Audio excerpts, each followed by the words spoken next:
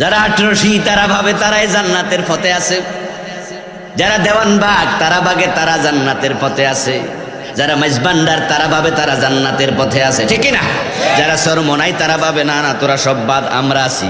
সসিনার হুজুর কয় আমরাও আছি, আর আমরা যারা মাহফিলও আছি আমরাও নিজেরা মনে করি আমরাও কোন পথে। তাহলে জাহান্নামের পথে আছে ডাকেডা? রাসূলুল্লাহ সাল্লাল্লাহু আলাইহি ওয়াসাল্লাম তো বলেছেন আমার উম্মত হবে ৭৩ দল, তার মাঝে জান্নাতি হবে কয় দল, জাহান্নামী কয় দল?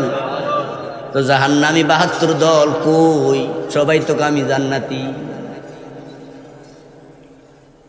তাফতারিকু উম্মতি আলা ৭৩ মিল্লাতান কুল্লুহুম ফিন নারি ইল্লা ওয়াহিদা।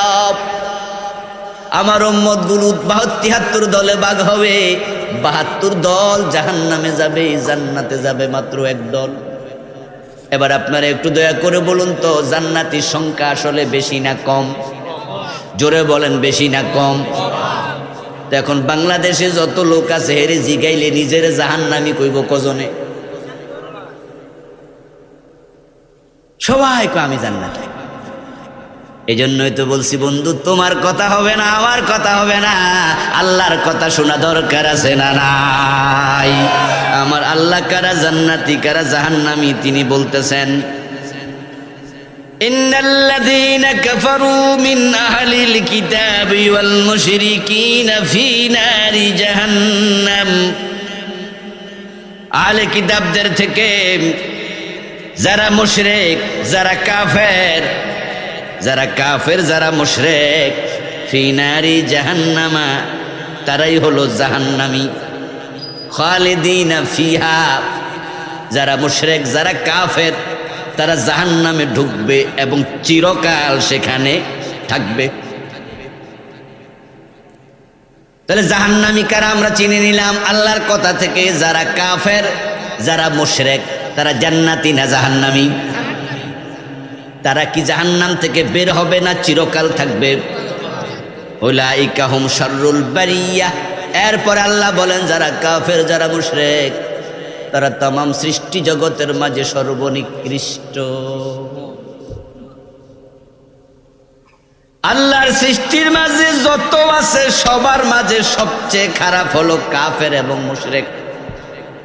এবার বলুন তো আল্লাহর সৃষ্টির মাঝে কুকুর আছে না নাই? শুকর, টয়লেটের ফোকা, মশামাছি। তো সৃষ্টির মাঝে যদি কাফের মুশরিক নিকৃষ্ট হয় তাহলে কাফের মুশরিক কুকুর এবং শুকুরের চেয়েও খারাপ। তামাম মাখলুকাতের মাঝে কাফের মুশরিক সবচেয়ে। এবার বলছি ইন্নাল্লাযীনা আমানু ওয়া আমিলুস সালিহাত উলাইকা হুম খায়রুল বারিয়া। আর যারা ঈমানদার, যারা নেক আমলকারী, আমার আল্লাহ বলেন তারা হলো আমার সব সৃষ্টির মাঝে সর্বোৎকৃষ্ট। ঈমানদার নেক আমলকারী সৃষ্টির মাঝে সেরা। এবার বলুন তো আল্লাহর সৃষ্টি জগতের মাঝে আরশ আছে না নাই? কুরসি আছে না নাই? কাবা আছে না নাই? তাহলে মানুষ ঈমানদার সৃষ্টির মাঝে সেরা, মানে হলো একজন মুমিনের সম্মান আল্লাহর কাবার চেয়েও বেশি। একজন আমলওয়ালা ঈমানওয়ালা ব্যক্তির সম্মান আল্লাহর কাছে তার আরশের চেয়েও বেশি। উলাইকা হুম খায়রুল বারিয়া, সৃষ্টির মাঝে সর্বশ্রেষ্ঠ। মুমিনের সম্মান যে এক সৃষ্টির মাঝে সবচেয়ে বেশি, এই ঘোষণা কি আমাদের না আল্লাহর? তো কাবা তো সৃষ্টি, আরশ তো সৃষ্টি, সব হলো মাখলুক। খালেককে সকল মাখলুকের মাঝে বারিয়ার মাঝে মুমিনের সম্মান সবচেয়ে বেশি। তার প্রমাণ তো হাদিস আরেকটি আছে, কোরআনের ব্যাখ্যা তো হাদিস। قال النبي صلى الله عليه وسلم لا تقوم الساعة ولا أحد يقول الله الله ততদিন পর্যন্ত কিয়ামত হবে না যতদিন পর্যন্ত আল্লাহ বলার মতো একজন মুমিন বেঁচে থাকবে। সহিহ মুসলিমের হাদিস। একজন ইমানদার যতদিন দুনিয়া থাকবে ততদিন কিয়ামত হবে না। এবার আপনারা বলুন তো, কিয়ামত হলে কি আরশ থাকবে? ওমা কথা কয় না, আরশ থাকবে? কিয়ামতে শুধু আল্লাহ থাকবে, কেউ থাকবে না। কুল্লু মান আলাইহা ফান ওয়া ইয়াবকা ওয়াজহু রাব্বিকা যুল জালালি ওয়াল ইকরাম কুল্লু শাইইন হালিক ইল্লা ওয়াজহু। যখন কিয়ামত হবে সব শেষ, শুধু একজন থাকবেন, একটা সত্তা থাকবেন, তিনি হলেন আল্লাহ। আরশও থাকবে না, কুরসিও থাকবে না, মসজিদ থাকবে না, কাবা থাকবে না, কিছু থাকবে না। কিন্তু যতদিন ইমানদার থাকবে ততদিন সবাই থাকবে। তাহলে বোঝা যায় ইমানদারের ওসিলায় আরশও বেঁচে আছে, ইমানদারের কারণে কুরসি বেঁচে আছে, ইমানদারের কারণে আকাশ জমিন সব বেঁচে আছে। বিয়ার দিন দুলা যেমন দুনিয়ার মাখলুকের মাঝে দুলার সম্মান যত বেশি, বিয়ার দিন মোমেনের সম্মান তো সব মাখলুকের মাঝে ততই বেশি। বিয়ার দিন বরযাত্রী 1000, 2000, 5000 যদি খায়, রান্না করছে 5000-এর জন্য, কিন্তু সেখানে ওই দিনের সবচেয়ে বড় উপলক্ষ বর এবং কনে, ঠিক নয় কি? বর সেদিন ভিভিআইপি।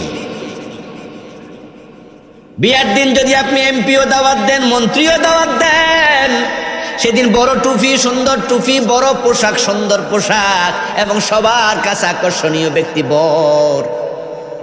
তামাম মাখলুকের মাঝে মোমেন এমন, মোমেনের সম্মান আল্লাহর কাবার চেয়ে বেশি হওয়ার কারণেই তো হযরত বিলাল রাদিয়াল্লাহু তাআলা আনহু মক্কা বিজয়ের দিন কাবার উপরে উঠে আজান দিয়েছে। তখন বেলালের পা কোথায় ছিল? কাবার ছাদে। কাবার সম্মান নষ্ট হয় না। প্রিয় নবী নিজে কাবার ভিতরে ঢুকেছেন। এখনো প্রতি বছর একবার কাবার গিলাফ পরিবর্তন করে। পরিবর্তনের সময় আল্লাহর কিছু বান্দা কাবার ছাদে ওঠে।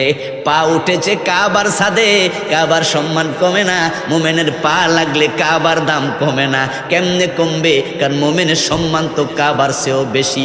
যেদিন মোমেন থাকবে না ওদিন আল্লাহর কাবাটাও থাকবে না, আল্লাহ সব ধ্বংস করে।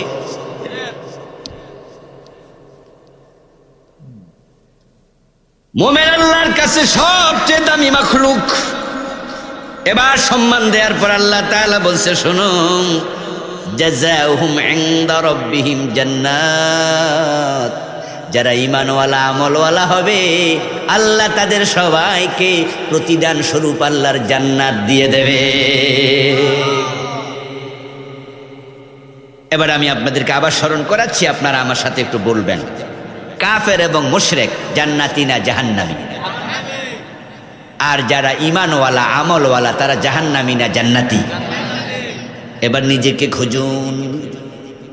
যদি আপনার ভিতরে কুফর থাকে, শিরিক থাকে, তাহলে আপনার কপালেও জান্নাত নেই। ও প্রিয় ভাইরা, নিজের জান্নাতি মনে করে কেন? কারণ যে বেটা পীরের পায়ে সিজদা দেয়, পীরের পায়ে সিজদা দেয়া যে শিরিক, এটা মানতেও রাজি। এই জন্য আমাদের দেশে যারা বন্ড পীর আছে, বন্ড পীরের মুরিদ আছে, ওদেরকে বলবেন, এই মিয়া, পীরের পায়ে সেজদা দাও, এটা তো শিরিক। কইছে কেডা? কইছে আজাদ হুজুর কইছে, আবুল কালাম আজাদ বাসার হুজুরে ওয়াজ করছে। আরে শরীয়তের মৌলবী কি বোঝে? শরীয়তে জায়েজ নাই, মারেফতে জায়েজ আছে। কও কি? হ্যাঁ, ফেরেশতারা আদম নবীরে সেজদা দিছেনি। কই দিছে তো। তাহলে ফেরেশতারা কি মুশরিক হইছিনি? কই না। তাহলে আমরা পীরের সেজদা দিলে আমরা মুশরিক হম কেন? পেস কিন্তু লাগাই দিয়েছে। বলে আদম আলাইহিস সালামকে ফেরেশতারা সেজদা দিল, যদি সেজদার মালিক শুধু আল্লাহই হয় তাহলে ফেরেশতারা তো আল্লাহরে না সেজদা দিব, আদমরে দিল কেন? আবার আদমরে দিলে যদি তারা মুশরিক না হয়, পীরকে আমরা দিলে আমরা মুশরিক হব কেন? এই জন্য বন্ড পীরেরা সেজদায়ে তাজিমি নামে একটা ভণ্ডামি বের করেছে।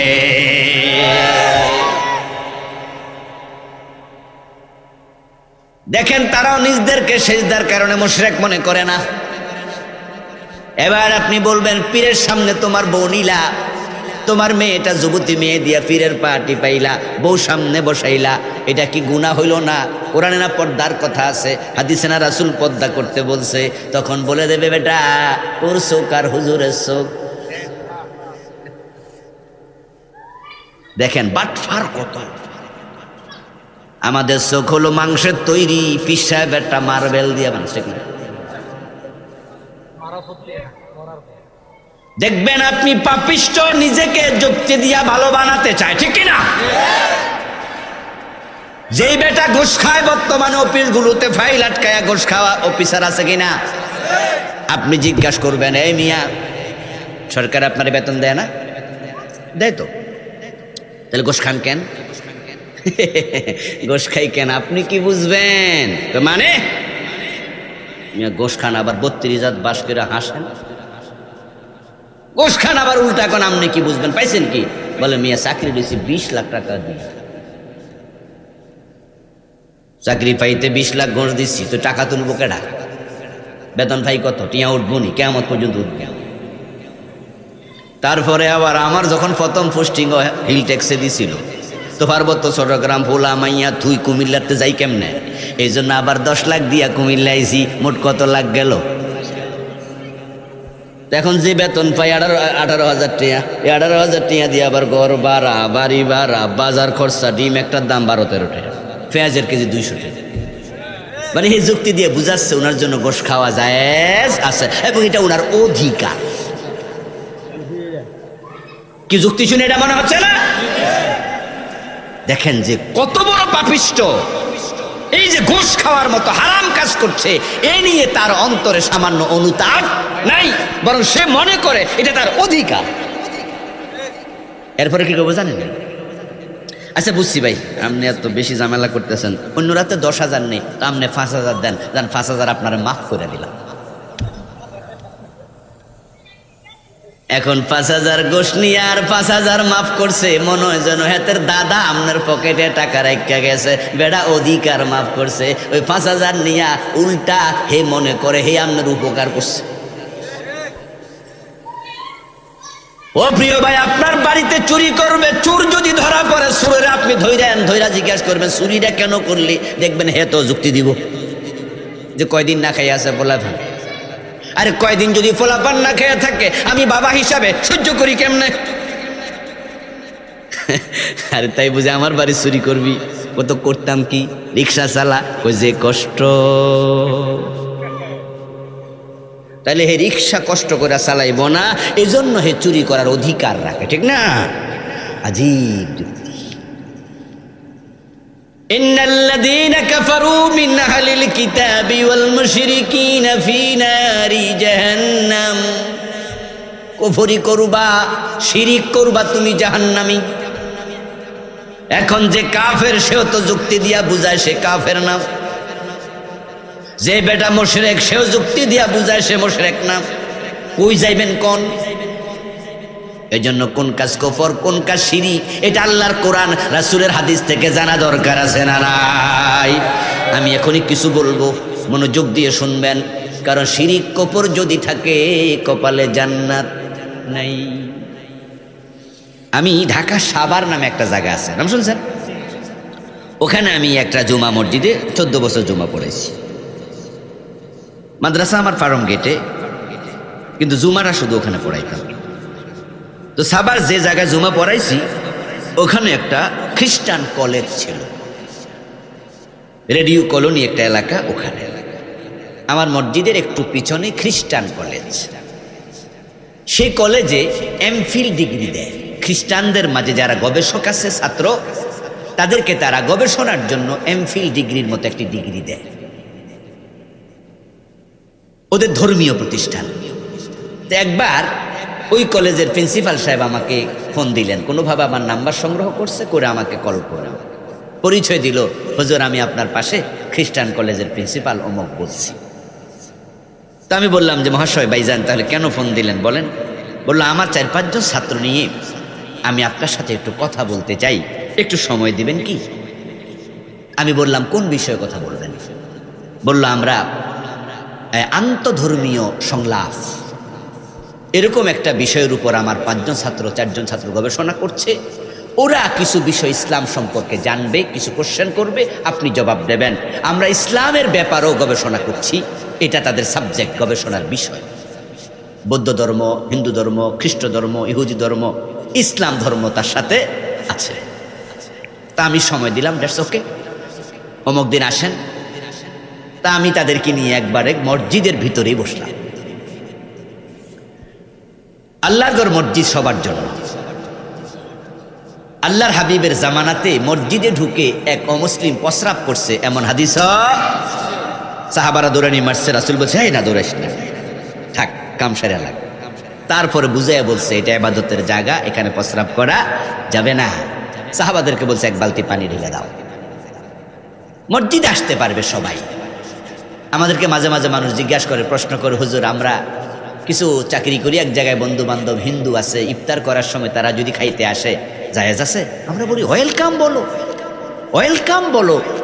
তোমার ইফতার কেমন, তোমার রোজা কেমন, এটা সে কাছ থেকে দেখবে, এতে করে তার অন্তত ইসলামের প্রতি আকর্ষণ তৈরি হতে পারে, ঠিক না? দাওয়াত শুধু মুখে না, দাওয়াত কর্মের মাধ্যমেও দিতে হবে। ইসলাম তলোয়ারের মাধ্যমে বিজয়ী হয় নাই, ইসলাম তলোয়ার দিয়ে পৃথিবীতে বিজয়ী হয় নাই, তবে ইসলাম বিজয়ের পিছনে তলোয়ার কখনো কখনো লেগেছে। ইসলাম বিজয়ী হয়েছে দাওয়াতের মাধ্যমে, কর্মের মাধ্যমে।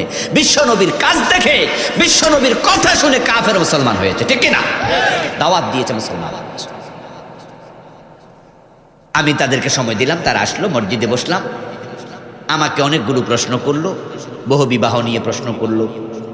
মা আয়েশা রাদিয়াল্লাহু তাআলা আনহা 6 বছর বয়সে রাসূল বিয়ে করলো, এত ছোট্ট মেয়ে, এটা কি ঠিক হলো? রাসূলুল্লাহ 11টি বিয়ে করলো, এটা কি ঠিক হলো? আরো অনেকগুলো মাসালা, কঠিন কঠিন বিষয় তাদের কাছে যা ছিল তারা করলো। আমি আলহামদুলিল্লাহ আমার সামর্থ্যের আলোকে জবাব দিলাম। জবাব শুনে যতটুকু মনে হলো তারা স্যাটিসফাইড। বললো আমরা আসলে এইভাবে ব্যাখ্যা জানতাম না, আর প্রশ্নের উত্তর পেয়েছি, ঠিক আছে। শেষের দিকে আমি বললাম আচ্ছা আপনারা তো ইসলাম সম্পর্কে অনেক কিছুই জানলেন, যতটুকু পেরেছি আমি বলেছি, আমি কি 2-একটা বিষয় জানতে পারি? তো বললেন বলেন। আমি বললাম আমার তো আর কোনো এমফিল গবেষণা নাই এ বিষয়ে, জাস্ট আমি জানার জন্য প্রশ্ন করছি, ঈসা আলাইহিস সালামকে আপনারা কি আল্লাহ মনে করেন? বলে না না, আমরা ওনাকে আল্লাহ মনে করি না। তো কি মনে করেন? আল্লাহর ছেলে। আচ্ছা বুঝতে পারলাম, আল্লাহর ছেলে। তো ঈসা যদি আল্লাহর ছেলে হয় তাহলে আল্লাহর বউ কেনা? কি লাগবে না, বউ লাগবে না? ঈসা আলাইহিস সালামের মা আছে তো নাকি? যে বাবা নাই বিদায় আপনারা সরাসরি আল্লাহকে বাপ বানাই দিলেন, নাউজুবিল্লাহ। কিন্তু মা তো আছে, তাহলে আল্লাহর বউ কেনা? মারিয়াম? কই না, আল্লাহর বউ না। আল্লাহর বউ না হলে ঈসার তো মা, তো ঈসা নবীর মা হলে তাহলে বউ কেন হবে না? পরে প্রিন্সিপাল সাহেব বলতেছে আসলে আমরা রূপক অর্থে বলি। এবার চালাকি দেখেন, যখনই আমি একটু ফেঁসে ফেলাই দিলাম তখন বলতেছে আসলে আল্লাহর ছেলে বলতে আমরা ডিরেক্ট একবারে ছেলে বানাইয়া ওনাকে বউ বানাইয়া এরকম না, আমরা রূপক অর্থে বলি। এর মানে হলো প্যাঁচে পড়লে ব্যাখ্যা সবাই করে, ওই ঘুষ খাইন্যাও করে, সুদ খাইন্যাও করে, চোরেও করে, মুশরিক কাফেরও করে, ঠিক না? বন্ডপীরের মুরিদও করে। পর্দা লাগবে না এটা বললো না, না বলে বলে তোমার চোখ আর হুজুরের চোখ এক না। সেজদা করা শিরিক, বলে না তাজিমি সেজদা করলে শিরিক হয় না, সেজদা আলাদা বানাইয়া দিল, একটা সেজদায় ইবাদা, একটা সেজদা তো তাজিম, আলাদা করে ব্যাখ্যা দিয়া বুঝাইলো পীরকে সেজদা দিলে শিরিক হয় না। আমি বলিও প্রিয় ভাই, তুমি যে দলিল দিলা কোরআনের মাঝে আছে আদম আলাইহিস সালামকে ফেরেশতারা সেজদা করছে, ফাসাজাদাল মালাইকাতু কুল্লুহুম আজমাউন ইল্লা ইবলিস, সব ফেরেশতা আদমরে সেজদা করেছে, এই যে কোরআনে আলোচনা আছে, এই দলিল দিয়া ফিরকে সেজদা করা জায়েজ বানাইলাম। আমার প্রশ্ন, ভণ্ড ফির ভণ্ড মুরিদ তোমাদের কাছে, এই আয়াত তোমরা আর ফির সাহেব আগে শুনছে নাকি আবু বকর ওমর শুনছে আগে? আবু বকর ওমর ওসমান আলী রাদিয়াল্লাহু তাআলা আনহুম যদি এই আয়াত তারাই আগে শোনে আর এই আয়াতের দলিল দিয়া ফিরকে সেজদা জায়েজ হতো, আবু বকর ওমরের চেয়ে বড় মুরিদ নাই, নবী মুহাম্মদের চেয়ে বড় ফির সাহেব নাই। আবু বকর ওমরও তো রাসূলকে সেজদা করার কথা। একটা হাদিস দেখাও কোন সাহাবী রাসূলকে সেজদা করেছে, একটা হাদিসও পাওয়া যাবে না।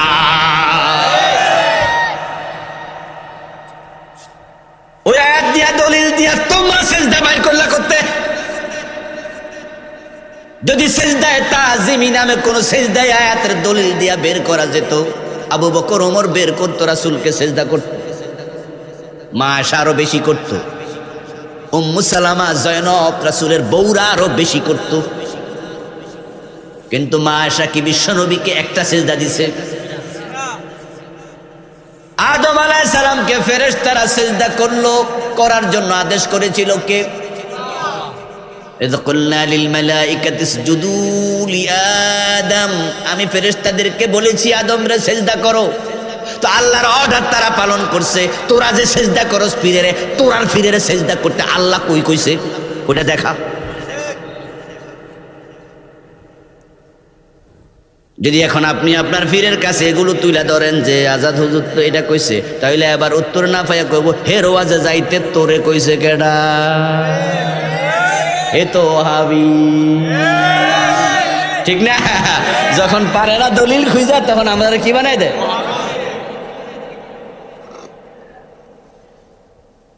সুন্না নাই নাম দিয়েছে সুন্নি, বিড়ি টানে হে কয় সুন্নি, মদ খায় হে কয় হে সুন্নি, দাড়ি নাই দাড়ি কাটে হে কয় সুন্নি। আমার প্রিয় ভাই, বিড়ি টানতে টানতে তো তোরা বাজায় আর নৌকার মাঝে কয় গান গায়, কেমনে যাব সোনার মদিনায়। ফাঁসে বসে আছে এক লোক, হে তাকায়া কয় রে দাড়ি নাই বিড়ি টানে হে সোনার মদিনায় যাইব, মারছে পাছায় লাতি, ফুটছে পানিত কয় যা সোনার মদিনা যা।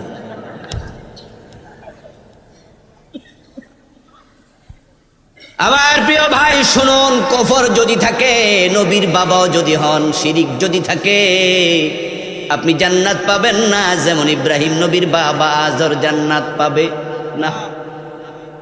আপনি নবীর ছেলেও যদি হন, শিরিক কফর করেন, জান্নাত পাবেন না। যেমন নূহ আলাইহিস সালামের ছেলে কেনান জান্নাত পাবে না।